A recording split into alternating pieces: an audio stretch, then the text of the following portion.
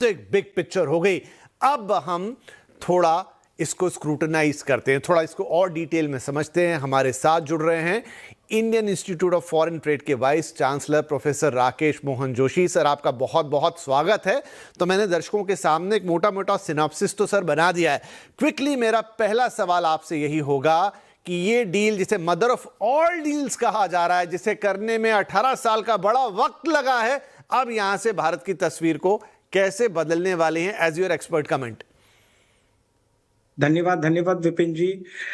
देखिए कि trade deal वैसे तो होते रहते हैं, बहुत सारे भारत ने किए हैं। हाल ही के वर्षों में हमने लगभग 19 ट्रेड डील किए हैं। इसके अंदर सबसे इंपॉर्टेंट बात यह है कि India has negotiated with 27 countries.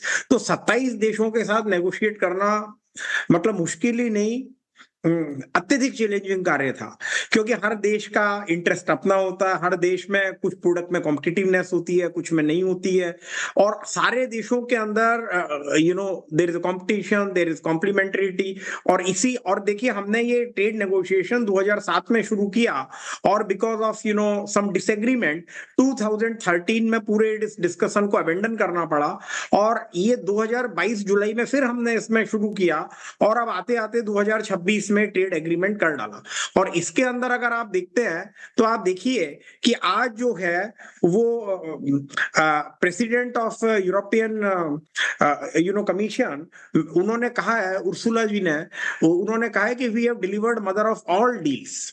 And what she has said is that if India succeeds, the world is more stable, prosperous, secure, and we all benefit. So, and therefore, ये उन्होंने कहा है कि what is very important is today India and EU have created history. So this is very important. तो अब वैसे जैसे कि हमारे मोदी जी का भी आप स्टेटमेंट सुनिए, प्रेस कॉन्फ्रेंस में उन्होंने कहा कि ये एक ट्रेड डील नहीं है, ये बल्कि दोनों की साझा समृद्धि का एक ब्लूप्रिंट है जो हमने किया है। और दूसरा सबसे इंपॉर्टेंट, इसकी इंपॉर्टेंस इस समय इसलिए कि जो रणनीतिक और भू राजनीतिक, geopolitical and Jio economic situations इस दुनिया की हैं, वो बड़ी। तो मेरा जो दूसरा सवाल है वो यही है जो आप बात कहने जा रहे हैं। मैं बस सवाल ऐड कर देता हूं कि अब जब ये डील हो गई है तो और जो दुनिया की करीब 25% जीडीपी को रिप्रेजेंट कर रही है, तो इस डील के बाद जो ग्लोबल ट्रेड है या उसका बैलेंस है, उसमें क्या शिफ्ट देखने को मिलेगा? नहीं, देखिए, ये बहुत इंपॉर्टेंट है। अभी इसमें देखिए, हमारा 2 बिलियन का 200 करोड़ की लगभग पॉपुलेशन है, 185-190 करोड़ की पॉपुलेशन है भारत और यूरोपियन यूनियन को मिला के, 1/4 of the total global economy. तो इसका इतना बड़ा बाजार जो मिलेगा, इंटीग्रेटेड बाजार और फ्री ट्रेड जोन जो मिलेगा बोथ यूरोपियन यूनियन उन देशों को और भारत को, तो ये मेरे ख्याल से अभूतपूर्व है। ये अभूतपूर्व है क्योंकि आज तक 2 बिलियन का एक इकट्ठा बाजार कभी हुआ नहीं। और दूसरा, इस समय अनेक परिस्थितियों से विश्व गुजर रहा है। सबसे पहले चाइना +1 की बात आई, क्योंकि ज्यादातर देशों की डिपेंडेंस जो है चाइना पे हो गई है। China has become a net exporter. China का 1 बिलियन से भी ज्यादा उनका जो है ट्रेड सरप्लस हो गया है। दूसरे देशों का ट्रेड डेफिसिट होता है। लेकिन ईयू का, यूरोपियन यूनियन का, मोर और less because of their edge in the technology, उनका लगभग $260 बिलियन का ट्रेड सरप्लस है। भारत का ट्रेड डेफिसिट है लगभग $260 बिलियन का हमारा ट्रेड डेफिसिट है। तो ये तो कॉम्प्लीमेंट्रिटी है, हमारे बीच में कॉम्प्लीमेंट्रिटी है। और जो अभी की जो जियोपॉलिटिकल सिचुएशन हुई या इकोनॉमिक सिचुएशन वर्ल्ड की हुई, तो उसमें आपने देखा कि कुछ देशों में the largest economy on the earth, America, जिनके 3% टैरिफ थे आज से 8 महीने पहले, वो 18-19% तक हो गए हैं। उन्होंने रेसिप्रोकल टैरिफ लगाए जो 100 साल बाद दोबारा से लगे। पूरे वर्ल्ड ट्रेड ऑर्गेनाइजेशन के अंदर टैरिफ घटते गए, लेकिन अमेरिका जो दूसरे देशों को, भारत तो विशेष रूप से टारगेटेड था, आप हमको टैरिफ किंग कहते आए, लेकिन आपने टैरिफ 3% से बढ़ा के 19% बढ़ा दिया। और भारत को इस तरह से, मतलब आप देखिए कि हम सबसे डिसएडवांटेजियस पोजीशन में 25% टैरिफ, 25% पहले आपने टैरिफ लगाया, उसके बाद 25 इसलिए लगा दिया कि हम रशिया से तेल खरीदते हैं। अभी एक हफ्ते पहले हमारे पे धमकी ये है कि हम चूंकि अगर ईरान से व्यापार करते हैं तो और 25 लग सकता है। तो ये असमंजस की, जिसको प्रधानमंत्री जी ने कहा कि एक उथल पुथल की, एक वैश्विक इकोनॉमी में उथल पुथल की स्थिति है, और इसके अंदर इस ट्रेड एग्रीमेंट को फाइनल करके, जो कि ये सिद्ध हमने कर दिया है कि India is capable of navigating its economy, navigating its export जी अंडर मोस्ट चैलेंजिंग सिचुएशन, और हमने इस चैलेंज को अपॉर्चुनिटी में राइट, कन्वर्ट गॉट कर योर दिया। Point sir. तो इसमें मैं एक सवाल यहां पे लेके आता हूं, वो ये कि बहुत बड़ी ट्रेड डील है। अब ये है कि इसका जो फायदा है, अभी तो क्योंकि इसको इंप्लीमेंट होने में करीब साल भर का वक्त जाएगा, लेकिन उसका जो असली फायदा है जिसके लिए डील हुई है, 18 साल बातचीत में गए, लेकिन जो हमारी इकोनॉमी को और हमारे लोगों को, हमारे कारोबार को, हमारे बिजनेस पूरी कम्युनिटी को जो फायदा मिलेगा, उसमें एक्चुअल वक्त या जमीन पे जिसको कहते हैं दिखना शुरू हो जाए, वो कितना वक्त लगेगा?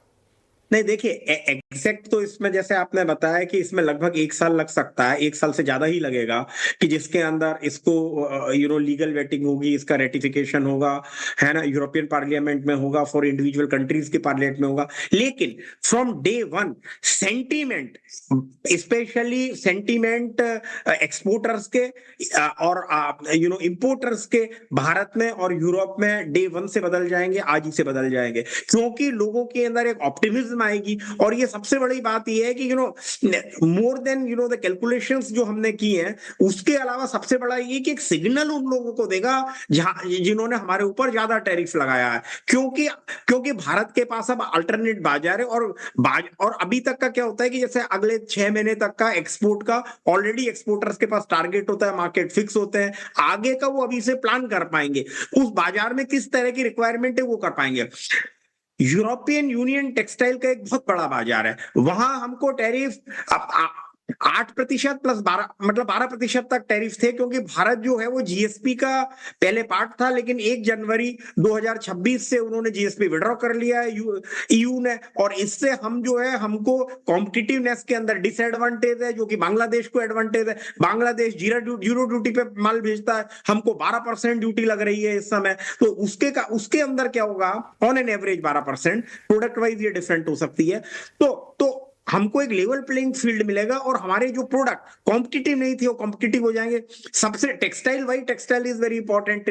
कुछ लेबर इंटेंसिव सेक्टर ये है जिसमें भारत की चिंता है। हमारी चिंता ये है कि हमारे लोगों को रोजगार मिले, लेबर को रोजगार मिले, और स्पेशली जो हमारा ऑलरेडी वेल एस्टैब्लिश्ड बाजार था America account for 18-19% of India's export, वो जो बाजार था उसका एक अल्टरनेटिव मिलेगा। तो एक्सपोर्टर्स के अंदर मुझे लगता है enthusiasm right from day one आएगी, इन्वेस्टमेंट में भी आएगी, and then will be able to think कि क्या चीज भारत में इन्वेस्ट करना है, क्या वहां इन्वेस्ट करना है। तो ये एक बहुत ही इंपॉर्टेंट है। ये आपने बिल्कुल सही बात कही सर, कि भले ही वो धरातल पे आते हुए समय लगे और उसका जो एक्चुअल इंप्लीमेंटेशन है, ऑन पेपर्स होने में अभी साल भर का वक्त है, लेकिन जो सेंटिमेंट्स आज से बूस्ट हो गए वो बहुत ही, जिसे कहते हैं, प्राइसलेस है। एक छोटा ब्रेक मैं यहाँ पे ले रहा हूं, लेकिन ब्रेक के बाद अब जब ये बाजार हमारे लिए खुल रहे हैं, यूरोप एक बहुत ही हाई स्टैंडर्ड कम्युनिटी है, यूरोपियन यूनियन, तो क्या वहां पर अब एक नई प्रतिस्पर्धा में जब हम जाएंगे, जब वहां के दरवाजे हमारे लिए खुले, तो हमारी एमएसएमईज, हमारे कारोबारियों को, हमारी कंपनीज को क्या कोई अलग तरह की तैयारी लगेगी,